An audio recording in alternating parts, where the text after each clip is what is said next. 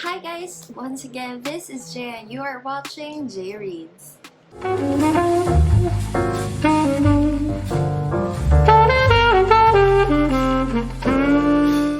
Okay, so for today this is another book mail from August. I'm sorry for just, uploading this late. I was so overwhelmed with my August haul. So, it was supposed to be a massive book haul video, but I figured I don't think I'm ready to see every book mail I got from August and, just hold them all together and be reminded of this is too much. Okay, so for the first book, it actually belongs to a trilogy. And is it a trilogy? I am not sure if there is going to be another book, but so far the author released 3 books from the same universe. It's not even fantasy, it's just YA. Ta-da! They are so colorful. I love it. Okay, it's Simon. Well, most of you know it probably because of the movie Love, Simon. Yes, I am already done with. Okay, wait. Let me just be honest with you guys. I bought the book because it's red. That was the first reason. And second, I don't watch a movie without reading the book. And I don't know if that's just me, but I love reading books before, seeing them on the silver screen.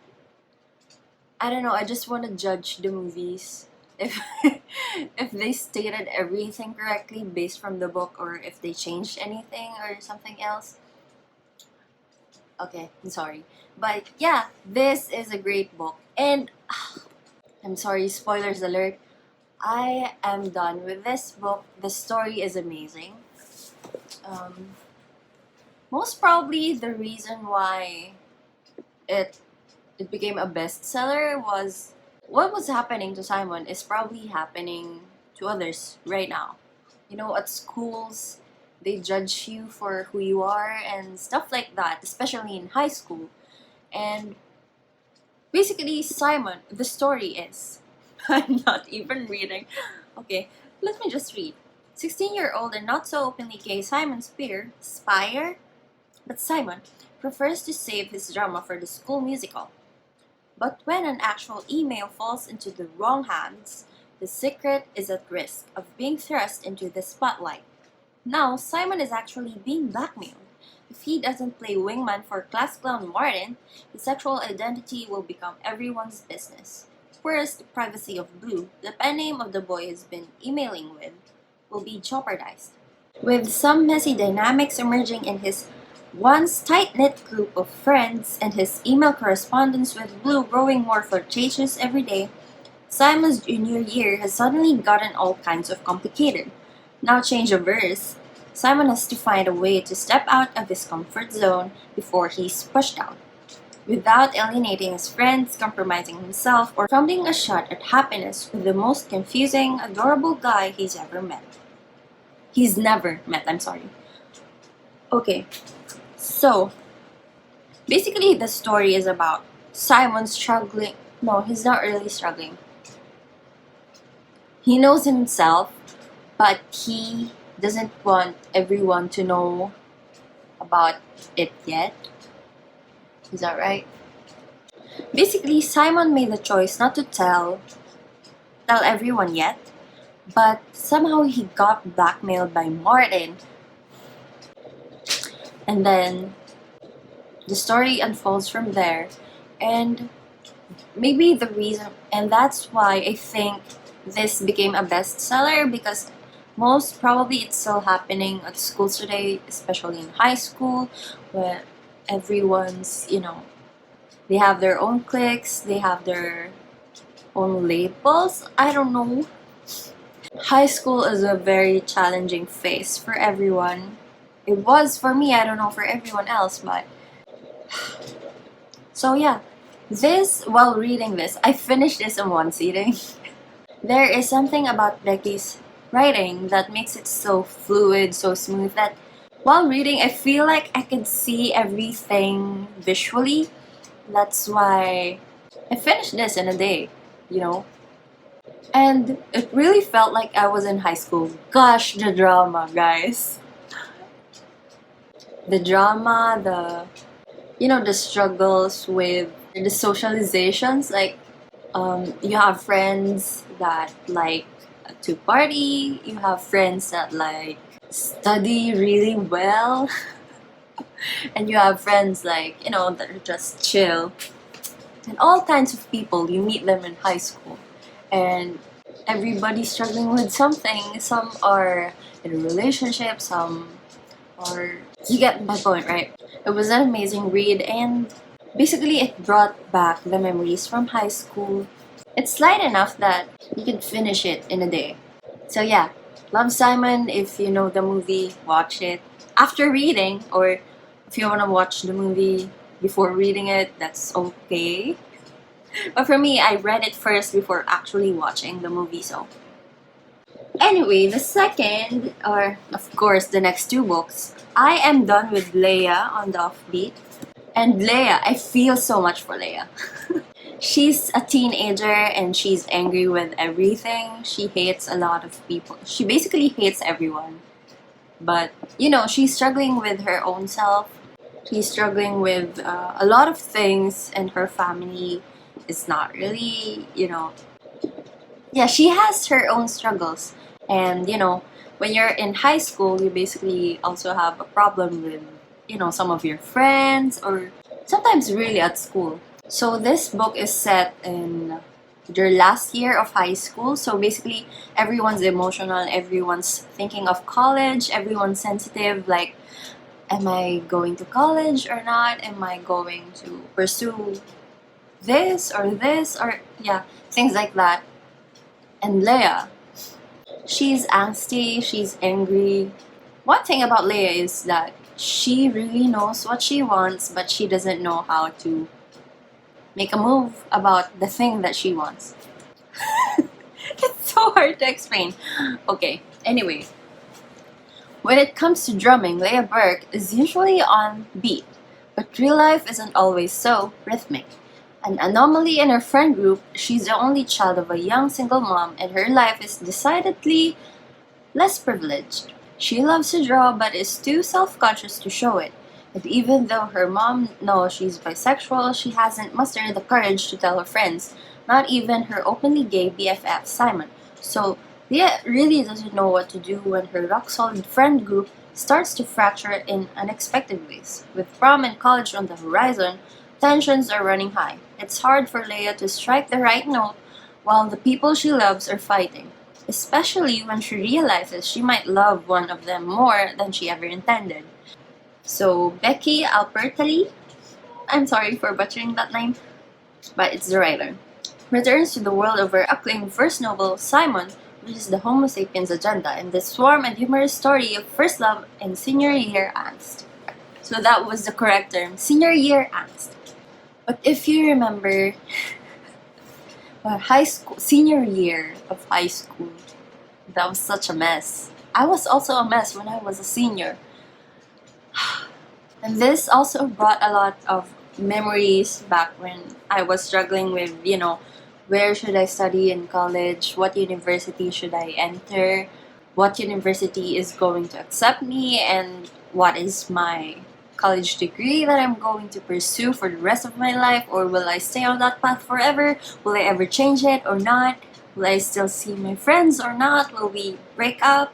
Blah, blah, blah, and things like that. So, it's kind of relatable. So, I also finished this in one sitting. I'm telling you, there's something about Becky's writing that makes it so smooth that you can finish her books in one day.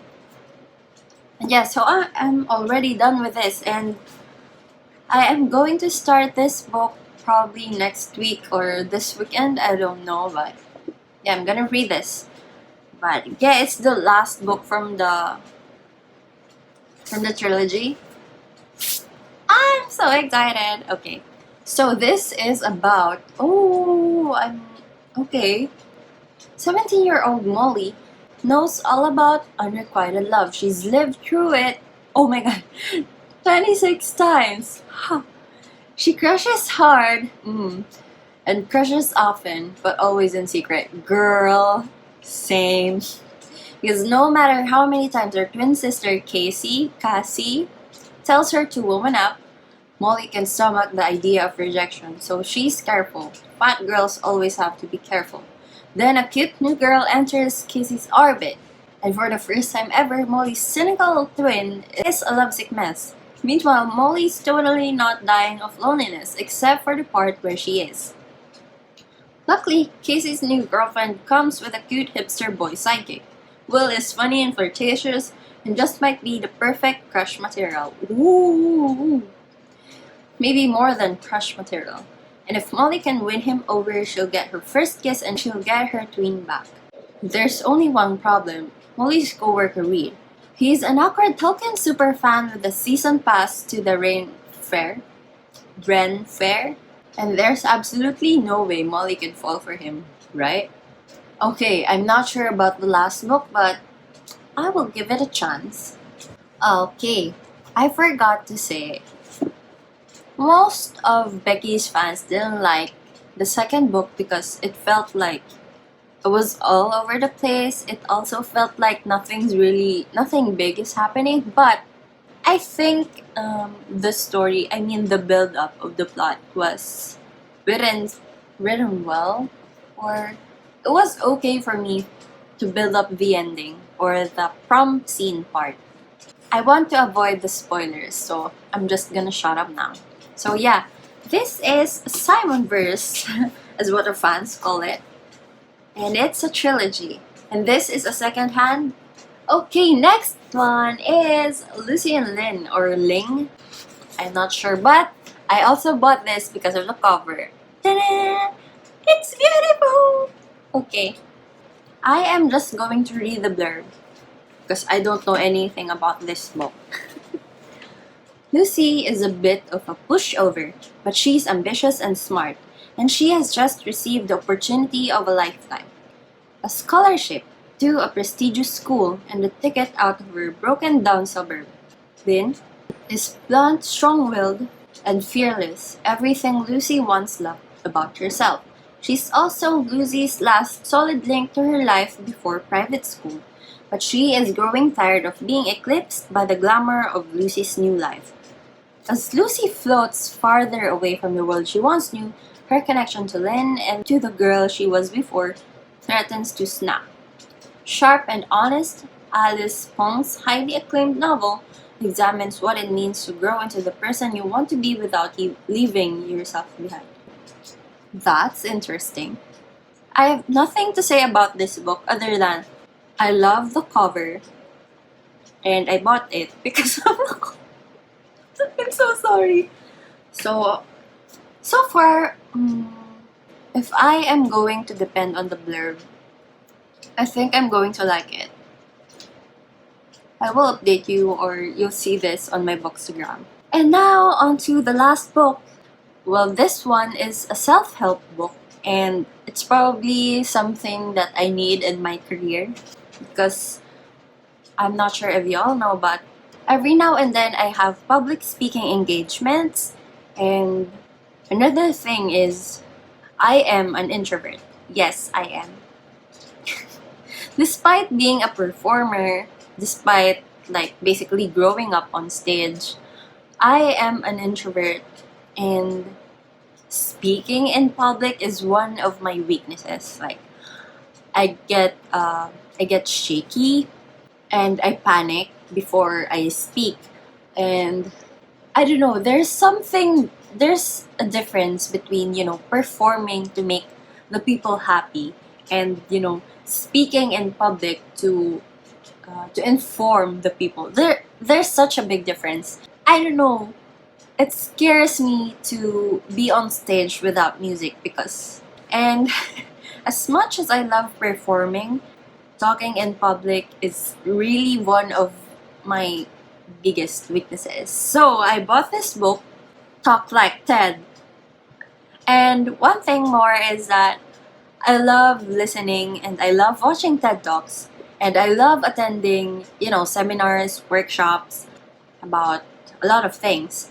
And it amazes me how someone could go talk on stage for 40 minutes or more without, getting tired, getting shy or scared. But I just props to them. So I bought this book because I know it would help me in my career and, self-help. You gotta love yourself and you gotta improve so that, more money. Joke. But yeah, I am excited to read this because I need this. And when I saw this, it was like, I have to get that. That book is like, calling me. It's basically named as Talk Like TED. And and I love TED Talks. I have public speaking engagements every now and then. And since we are on a lockdown, I figured, why not improve yourself? Or why not indulge yourself with trying to love yourself more and trying to improve to become a better person? Since I want to do that and I want to love myself more, I want to learn how to love myself more this year. And it's one of my mantras this year. So yeah, I bought this. Let me read the blurb. Ideas are the currency of the 21st century. In order to succeed, you need to be able to sell yours persuasively. But many people have a fear of public speaking. Same. Carmine Gallo's top 10 Wall Street Journal bestseller Talk Like TED will give them the tools they need to pitch themselves to any audience. TED Talks have become the gold standard for public speaking. TED, which stands for Technology, Entertainment, and Design, brings together the world's leading thinkers, people who give presentations that set the world on fire. The techniques that top TED speakers use will make any presentation more dynamic, fire up any team, and help anyone overcome their fear of public speaking. Okay, public speaking coach Carmine Gallo has broken down hundreds of TED Talks and interviewed the most popular TED presenters, as well as the top researchers in the fields of psychology, communications, neuroscience, to reveal the 9 secrets of all successful TED presentations. Gallo's step-by-step method makes it possible for anyone to give a talk that is engaging, persuasive, and memorable. Communicate the ideas that matter most to them. Talk Like TED will teach you how to win over hearts and minds and give you the confidence to deliver the talk of your life. Ooh. So, no explanations needed. I really have to read this. Yeah, basically, this is the last book that I purchased from the second part of my book mail for August. I'm sorry, it's already September. I was so overwhelmed with life. So, yes. So, basically, this is the second book mail for August. I bought them from Instagram, and they are all in a great condition. They're all secondhand, by the way. Thanks so much for watching, and please follow me on my social media accounts below, and don't forget to click like, subscribe, or comment down below if you have any suggestions for my TBR. But yes, so I don't know, what are you reading now? I'm sorry for uploading and recording this so late. I was so overwhelmed with my life. And yeah, there are probably more book mails to come. And am I ready? I am not. So yeah, I'm sorry for blabbering too much. This is so long. Check out the links down below. My social media, my Spotify, iTunes, and whatever. So yes, this has been Jaya, and I can't wait to see you guys on my next video. Bye! It isn't safe to be out. There's something scary and at the same time I don't want them to see that I've cried. Ooh.